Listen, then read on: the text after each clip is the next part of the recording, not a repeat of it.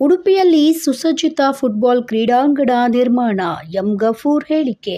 Shivas football club ಇವರ ವತಿಯಿಂದ under 21 ಹೊನಲು ಬೆಳಕಿನ ಫುಟ್ಬಾಲ್ ಪಂದ್ಯಾಟದ ಉದ್ಘಾಟನಾ ಸಮಾರಂಭ ಸಿಟಿ ಅರೇನಾ ಮಣಿಪಾಲದಲ್ಲಿ ನಡೆಯಿತು.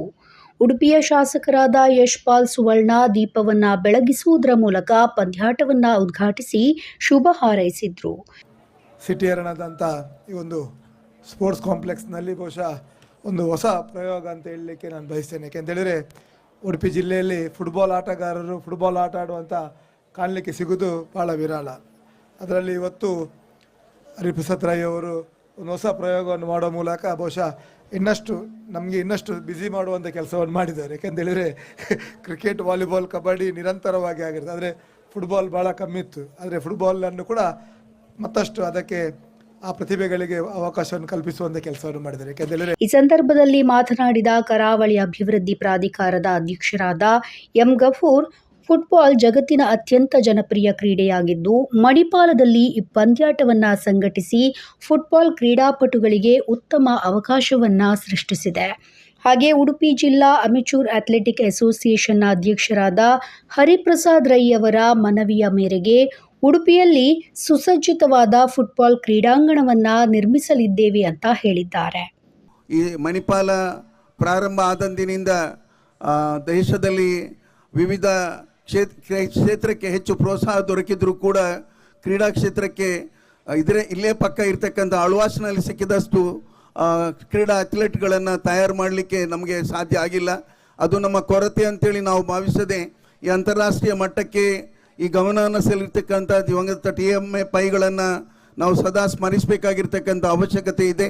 ಅವರು ನಾಡಿಗೆ ಕೊಟ್ಟಿರ್ತಕ್ಕಂಥ ಒಂದು ದೊಡ್ಡ ಸೇವೆ ಇಲ್ಲಿರುವುದರಿಂದಾಗಿ ಇವತ್ತು ಈ ಫುಟ್ಬಾಲ್ ಇಲ್ಲಿ ಪ್ರಾರಂಭ ಆಗಲಿಕ್ಕೆ ಸಾಧ್ಯ ಆಗಿದೆ.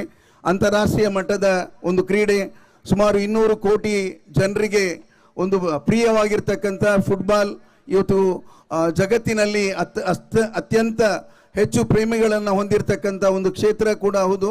ಅದು ಮಾತ್ರವಲ್ಲ, ಇವತ್ತಿನ ಯುವ ಜನತೆ ಫುಟ್ಬಾಲನ್ನು ಆಟವಾಡುವುದರ ಮೂಲಕ ತಮ್ಮ ಕ್ರೀಡಾ ಪ್ರತಿಭೆಯನ್ನು ಗುರುತಿಸಲಿಕ್ಕೆ, ತಮ್ಮ ಮಾನಸಿಕವಾದಂಥ ನಮ್ಮ ಶಾರೀರಿಕವಾಗಿರ್ತಕ್ಕಂಥ ಬೆಳವಣಿಗೆಗೂ ಕೂಡ ಅದು ದೊಡ್ಡ ಒಂದು ಕೆಲಸವನ್ನು ಫುಟ್ಬಾಲ್ ಮಾಡ್ತದೆ. ಆ ದಿಕ್ಕಿನಲ್ಲಿ ಈ ಫುಟ್ಬಾಲ್ನ ಈ ಭಾಗದಲ್ಲಿ ಇನ್ನೂ ಹೆಚ್ಚಾಗಿ ಪ್ರತಿ ಎಲ್ಲ ಭಾಗದಲ್ಲಿ ಕೂಡ ಇದು ಹೋಗುವ ಹಾಗೆ ಮಂಗಳೂರಿನಲ್ಲಿ ಫುಟ್ಬಾಲ್ಗೋಸ್ಕರನೇ ಫುಟ್ಬಾಲ್ನ ಒಂದು ಗ್ರೌಂಡ್ ಕೂಡ ಇವತ್ತು ಸರ್ಕಾರ, ನಮ್ಮ ಜಿಲ್ಲಾಡಳಿತ ಒಂದು ಖಾಸಗಿಯವರ ನೆರವಿನಿಂದ ಮಾಡಿಕೊಟ್ಟಿದೆ. ಅದೇ ರೀತಿಯಲ್ಲಿ ನಾನು ಒಂದು ಮಾತನ್ನು ಹೇಳಲಿಕ್ಕೆ ಬಯಸ್ತೇನೆ. ಹರಿಪ್ರಸಾದ್ ರೈಗಳು ಇಲ್ಲಿದ್ದಾರೆ.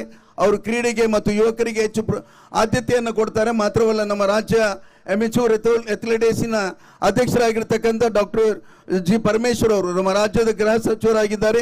ಅವರಿಗೂ ಕೂಡ ಆತ್ಮೀಯರಾಗಿದ್ದಾರೆ.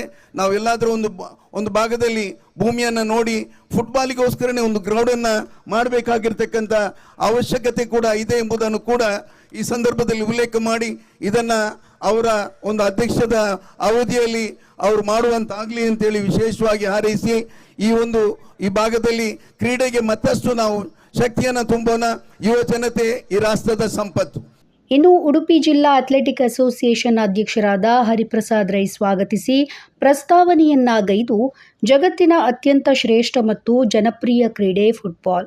200 ರಾಷ್ಟ್ರಗಳು ಫುಟ್ಬಾಲ್ನಲ್ಲಿ ತಮ್ಮನ್ನು ತೊಡಗಿಸಿಕೊಂಡಿದ್ದು ಈ ಆಟಕ್ಕೆ ಕೋಟ್ಯಂತರ ಮಂದಿ ಹಿಂಬಾಲಕರಿದ್ದಾರೆ. ಉಡುಪಿ ಜಿಲ್ಲೆ ಧಾರ್ಮಿಕ, ಸಾಂಸ್ಕೃತಿಕ ಮತ್ತು ಶೈಕ್ಷಣಿಕ ಕ್ಷೇತ್ರದಲ್ಲಿ ಮನ್ನಣೆಯನ್ನ ಪಡೆದ ಹಾಗೆ ಫುಟ್ಬಾಲ್ ಕ್ರೀಡೆಯಲ್ಲೂ ಕೂಡ ಪ್ರಮುಖವಾಗಿ ಗುರುತಿಸುವಂತಾಗಬೇಕೆನ್ನುವ ಉದ್ದೇಶದಿಂದ ಶಿವಾಸ್ ಕಪ್ ಆಯೋಜಿಸಲಾಗಿದೆ ಅಂತ ಹೇಳಿದ್ದಾರೆ. ನಮ್ಮ ಉಡುಪಿ ಜಿಲ್ಲೆ ಧಾರ್ಮಿಕವಾಗಿ, ಆರ್ಥಿಕವಾಗಿ, ಶೈಕ್ಷಣಿಕವಾಗಿ ತುಂಬ ಪ್ರಸಿದ್ಧಿಯಾದಂತಹ ಜಿಲ್ಲೆ.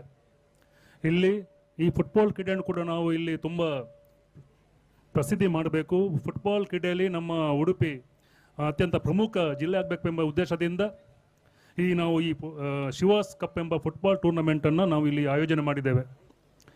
ನಿಮಗೆಲ್ಲ ಗೊತ್ತಿದೆ, ಕ್ರಿಕೆಟನ್ನು ಒಂದು 15 ದೇಶಗಳು ಆಡಬಹುದು, ಒಂದು 2 ಕೋಟಿ ಜನರು ನೋಡ್ಬೋದು. ಫುಟ್ಬಾಲನ್ನು 200 ದೇಶಗಳು ಆಡುತ್ತವೆ. ಸುಮಾರು 200 ಕೋಟಿ ಇದಕ್ಕೆ ಫ್ಯಾನ್ ಫಾಲೋವರ್ಸ್ ಇದ್ದಾರೆ. ಜಗತ್ತಿನ ಅತ್ಯಂತ ಆರ್ಥಿಕವಾಗಿ, ದೈಹಿಕವಾಗಿ ಸದೃಢ ಫಿಟ್ನೆಸ್ ಅಲ್ಲಿ ಇರುವಂತಹ ನಂಬರ್ 1 ಗೇಮ್ ಇದ್ದರೆ ಅದು ಫುಟ್ಬಾಲ್. ಇವತ್ತು ನಮ್ಮ ಉಡುಪಿಯಲ್ಲಿ ನಾವು ಪ್ರಪ್ರಥಮ ಬಾರಿಗೆ ಲೀಗ್ ಮಾದರಿಯ ಪಂದ್ಯಾಟವನ್ನು ಇಲ್ಲಿ ಆಯೋಜಿಸಿದ್ದೇವೆ. ಈ ಪಂದ್ಯಾಟ ನಾವು ಬೆಳಗ್ಗೆ ಮಧ್ಯಾಹ್ನ 3:30 ಗಂಟೆಗೆ ನಾವು ಆರಂಭ ಮಾಡಿದ್ದೇವೆ. ಸಾಂಕೇತಿಕವಾಗಿ ಒಂದು ಉದ್ಘಾಟನೆ ಮಾಡುವುದು ನಮ್ಮ ಕರ್ತವ್ಯ. ಈ ಸಂದರ್ಭ ಅಲೆವೂರು ಗ್ರಾಮ ಪಂಚಾಯತ್ ಅಧ್ಯಕ್ಷ ಹರೀಶ್ ಕಿಣಿ, ಸದಾನಂದ ಕಾಂಚನ್, ಜಯವೀರ್ ಇನ್ನಿತರರು ಉಪಸ್ಥಿತರಿದ್ದರು.